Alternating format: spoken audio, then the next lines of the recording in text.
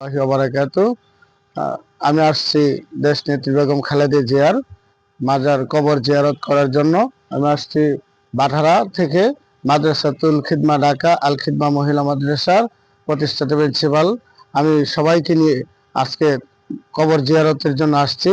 কারণ একটাই, ওই দেশ নেত্রী বেগম খালেদা জিয়া ইসলামকে ভালোবাসতো, ওলামায়ে কেরামকে ভালোবাসতো, দেশপ্রেমিক ছিল।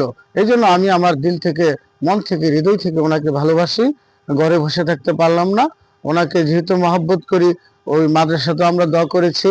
এখন সরাসরি আমরা সকলে এখানে আসছি, ছাত্র সকলকে নিয়ে, যেন ওনার কবরটা আমরা জিয়ারত করতে পারি। আয়সা মাশাআল্লাহ দেখলাম এখানেও চলতেছে, তো এখানেও আমরা দোয়াতে শরীক হয়েছি। বিধায় আমি দেশবাসীকে বলবো, সকলেই এই বেগম খালেদা জিয়ার জন্য দোয়া করবেন, আমাদের মাদ্রাসার জন্য দোয়া করবেন। আমরা যেন দিনের শিক্ষা দিতে পারি এবং দেশপ্রেমিকদের জন্য এভাবে দোয়া করতে পারি। বেগম খালেদা জিয়ার জন্য যেভাবে দোয়া করতেছি, গোটা জাতির জন্য যেন আমরা এভাবে দোয়া করতে পারি। ইসলাম এবং কোরআন নিয়ে যেন আপনাদের পাশে থাকতে পারি।